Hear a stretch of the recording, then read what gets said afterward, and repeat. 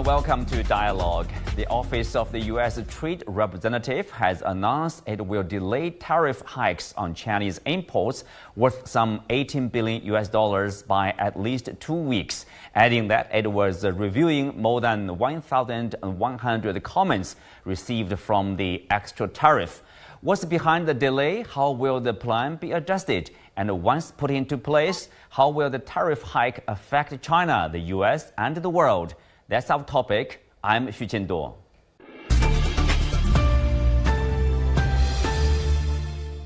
Joining me today are Professor Gong from University of International Business and Economics, Jim Rogers, international investor, Brandon Andrews, former Hill staffer and entrepreneur, and Carl Fey, professor of strategy at the BI Norwegian Business School and affiliated scholar with the Bo Forum. Welcome. Jim, I will start with you. The reason given by USTR is they are going to review more comments, more responses from the business community. But some others say the delay is due to concerns among the U.S. business community about the impact of the tariffs on specific industries or products. What do you make of that? Well, I have learned in my long life that you should be worried if the U.S. says something.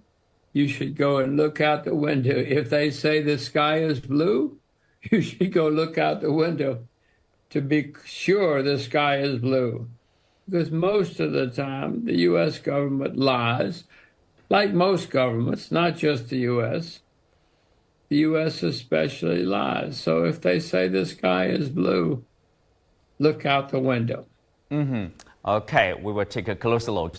But let's take a look at the Chinese goods that will be up to extra tariffs imposed upon by the U.S. side. John Gong, Professor Gong, so what Chinese goods are we talking about? We know there's a lot of coverage about the Chinese EVs, which is not actually in the U.S. What about other Chinese goods and why? Well, I think it includes batteries, it includes solar panels, and some metal products, as I understand. I think the reason this delay, you mentioned two reasons, but in my view, they're pretty much coherent. I mean, I would suspect that the thousands of more than 1,000 comments that the USTR has received are mostly coming from companies within the business community relevant to this ruling.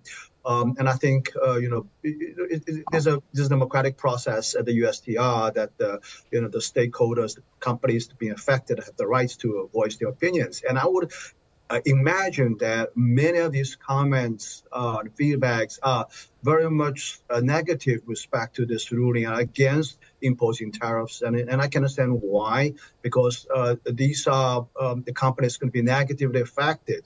And I think given the fact that the products being covered here are have very inelastic demand. In other words, it's very not much responsive to price. The demand is not so much responsive to the price changes as a result of the imposition of tariffs. It's most likely that the buyers are going to pay for the tariffs. Essentially, what the USTR is doing is to impose a tax American companies and American consumers who are ultimately buying these products. So it's not really in the interest of the United States government. Well, Brandon, we know that if you take a look at the tariffs, that will be more than 100% on the Chinese EVs. But as we said, in the U.S., hardly imports any Chinese EVs now. So why is it planning, still planning such a high tariff? Some people say this is more political rather than, let's say, pragmatic. People will say this is preemptive, all kinds of explanations. So what's your opinion on that? Yeah, the Biden administration has been challenged when it comes to its economic policy, both domestically and internationally. You look at the upcoming presidential election. Of course, President Biden has dropped out of the election and Vice President Harris is running. But Michigan, where Detroit is located, the center of U.S. car manufacturing, is a key battleground state and a state where the administration wants to send the right message that they are protecting U.S. jobs, that they are looking after U.S. industry, and that they're not allowing other countries, whether it's China or vehicles coming from anywhere else, to potentially supplant the position of U.S. car makers. So there's a economic argument here to be made for tariffs, although tariffs are by definition inflationary. And so there's going to be a rise in prices as for the finished products, so the vehicles, but also for some of the chips and some of the pieces in the supply chain. But there's also a political piece here and wanting to send the right message before the election. Carl, the given reason, of course, from the U.S. government is about the creation of jobs or protection of certain industries. And then if you look at the U.S. economy, if you look at the numbers, the unemployment rate is low. There's not really, a real concern about the lack of jobs. So what's the long-term consideration, or what's the real rationale behind such moves?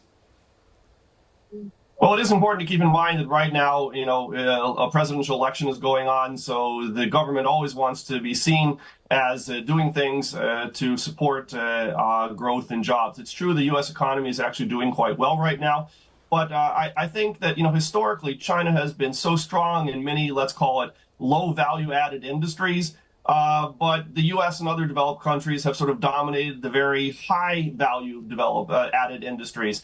And I think it's really frightening for the U.S. and many Western countries that China has now been upscaling and adding more value and competitive in most industries. So I think this is really what this is about. I would, if I could, like to comment on one thing that John Gong said earlier. I normally agree with everything he says, but there's one thing that I'm not totally in agreement with here, and that is he said, there's not very much likelihood of changing of demand if the prices go up. Well, it's true that probably the number of cars sold may stay the same, but it might very much shift from EVs to gas cars. It might very much be that we're going to keep, still having heat in our houses, but we might not have solar heat. We might have from more traditional sources.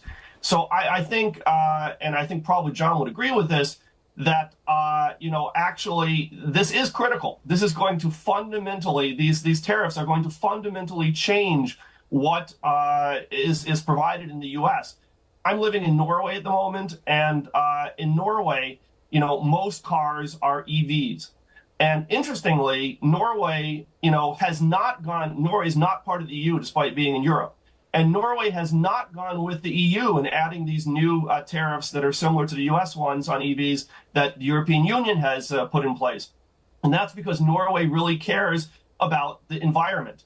I think that, and by the way, in 2025, Norway is going to outlaw selling new gas cars.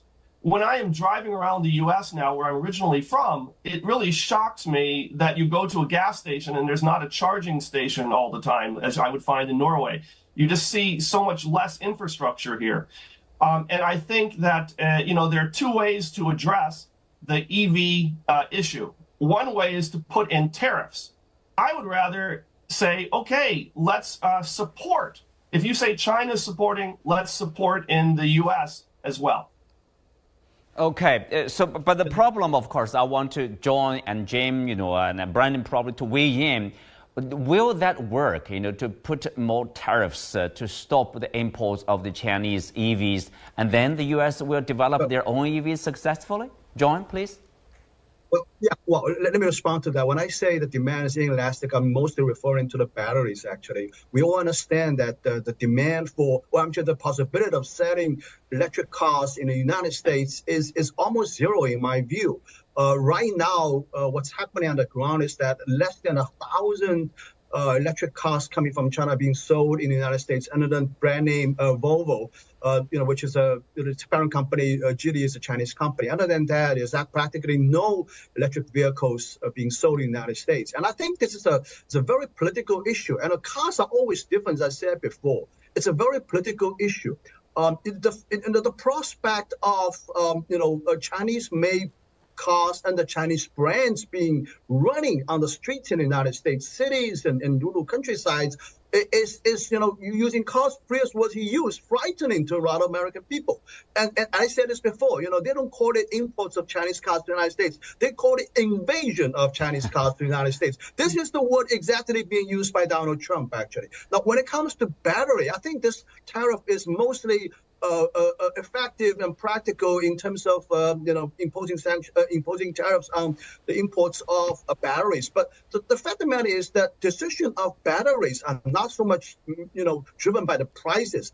This is it's a decision made by an OEM based on very careful technical examination. And they companies like Ford and Tesla, they understand the batteries from a Chinese company, CATL, is one of the best batteries in the world, and the imports of these batteries, it's not going to be affected by prices because they've already worked out a relationship and they've already instituted a supply chain to supply these batteries from China to American OEM automobile manufacturers, and that decision and that process. It's not going to change, in my view, if it's a tariff imposed. That's what I mean by that. But in any case, I think we're really talking about batteries and solar panels, these things, not so much about cars.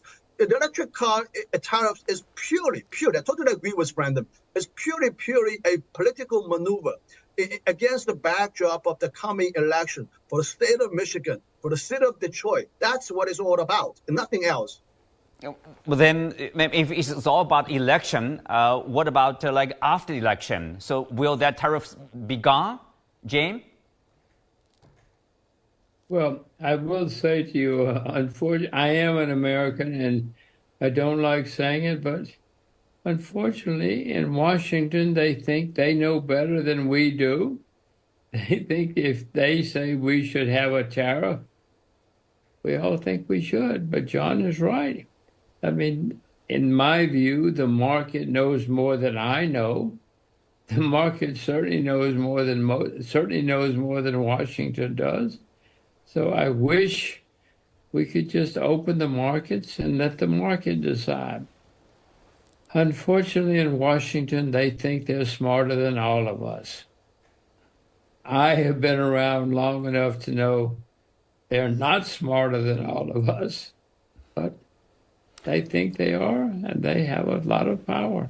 Well, Brandon, anyway, there's a very few mention of a free trade anymore or market economy, and now people are turning to protectionism, imposing tariffs, building this tariff wall to protect themselves. Do you think that will work long term? So the U.S. will build its own battery, its own EVs. We don't know how many years later, but is that the way to compete with the Chinese EVs? Yeah, I think the question about what will happen post-election is going to be predicated upon a couple of pieces. One, yes, the U.S. domestic EV market. The U.S. has taken a number of measures to support and some would even say push the sale of U.S. EVs domestically. The response to those measures hasn't been as successful. So there aren't as many Americans currently buying EVs as the Biden administration and others had wanted. Now, I think the other guests mentioned the lack of infrastructure. That's a big deal. The Biden administration did pass a bipartisan infrastructure bill that had funding to build out the EV infrastructure. And so if they're able to do that, we may see growth in the U.S. EV market. And so having these tariffs might be deprioritized. But going past the election, I think the big thing is going to be who is talking about the EV market, and specifically who's talking about Chinese electric vehicles. If we continue to have Elon Musk talk about challenges to the U.S., not just electric vehicle market, but to the U.S. automobile manufacturing industry in general, that's going to signal to whoever is in the White House, that's going to signal to members of Congress that we need to continue to work on this. So we see leaders in the market using their voices to continue the conversation. And if that continues to happen post-election, then these tariffs are probably going to be in place for quite some time. I could see a future reality in which some of the EV tariffs actually pull back. But on some of the other pieces, like chips, like batteries, those are probably here to stay for quite some time. Mm-hmm. Well, Carl, you mentioned about Norway. You put the climate change their priority rather than protecting their, let's say, I don't know whether there's a car industry. But anyway, they maintained an open policy for the sake of fighting climate change. But will the U.S. action, for example, because the U.S. is the biggest market here, will the U.S. action, somehow slow down our global efforts against climate change? Yes, I think it clearly will. I mean, this is going to raise the cost. I mean, it is a complicated thing. There are two issues, I think, that have to be balanced. On the one hand, you want to move forward as quickly as you can in having alternative technologies, such as EVs, to address climate change. On the other hand, I will admit that I think it's good to have diversity, to have several countries that are really at the cutting edge of technology and producing whatever product it is, whether it's an EV or anything else. Competition drives innovation. But I think we're still very early in the adoption phase. And at this phase, I think the key thing is that we get more people adopting. And for that to happen, we want it as cheaply as possible. That's why WTO allows subsidization of R&D, but not subsidization of production. And so I'm in favor of trying to have a free market, trying to get the cheapest products out there. And, now in China, you can get an EV for just under $11,000, from BYD, for example. There's Seagull, I think it's called, even has cruise control. Of course, that's a bit more if you're maybe even 100% more if you're looking in export markets. But I mean, you can't get any EV anywhere close to that price in the US. And there'd be much higher adoption, I think, if that would happen. Let's think we went back in time 10 years ago and we asked, would anyone be against any particular country in the world producing inexpensive, good quality EV? Everyone would be saying, oh, we just are dying to have anyone do this. Well, now China has done this. And, I don't think we should punish a country for sort of being too successful, which is really what's happening here.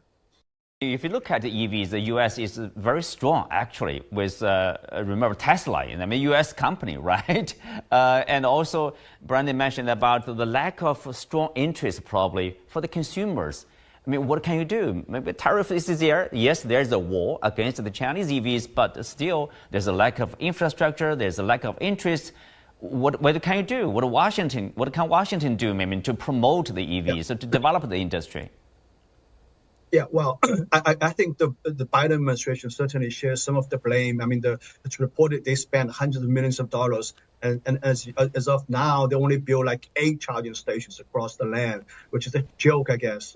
They're certainly lagging on that. But when it comes to the type of cars that can cater to the mass market in the United States, I truly don't believe that the kind of cars coming out of the factories at Tesla are the type of cars American consumers really can afford and really want. These are cars being, close to $40,000. Carl mentioned the affordability issue. It's not just, there's no car in the United States right now below the $20,000 for any type of car, let alone electric cars. And even for ICE car, internal combustion engine car, you can't get a car less than $20,000. So I think, the American people, especially, I think, against the backdrop of this presidential election, the low-income people, the middle low-income people, they're really clamoring for a car that you can afford. You think about the communities, the African communities, right? In here in Atlanta, for example, Georgia is a key battleground state. In Michigan as well, actually, right? A lot of people, in Milwaukee, Wisconsin, for example, a lot of these families can't afford a car more than $20,000, let alone, we're talking about 40,000 electric cars. They don't even have a choice between ICE car and electric car. They need to just, get by with the car payments, right? So I think I look at these comments on YouTube, for example, from the United States. American people actually are very much tapped to what's going on outside of the United States. A lot of people, I've seen a lot of people, thousands of these posts are clamoring for cars coming from BYD. They say even with tariff, they will still be affordable to them for the kind of a car, Carl was just mentioning, the BYD Seagull, right? $20,000 for electric car. I would imagine that a lot of people would be willing to pay for it. So I think, if the Biden administration is really about solving the environmental problem, is really caring about the kind of voting communities he's trying to get. These are low-income people, minority communities, people who are just struggling to get by. Get some more affordable cars into the United States, and I think that's solving more problems for these communities. John, you think we should have no tariff? We should just let everything come in and have. I'm in favor of cheap cars. Are you in favor of cheap cars? Are you in favor of protectionism? Wow, of course, I'm totally for free trade, but I think for car in particular, in the context of U.S. politics, from China, car from China, that's very, very difficult. So I would imagine that maybe 20% tariff, 25% tariff is still something workable, but 100% tariff, that just shuts the entire market out of the access to a lot of American households, particularly the minorities. The question is it actually, is the pricing, whether it's EVs, whether it's steel, whether it's solar panels, is the pricing actually market driven?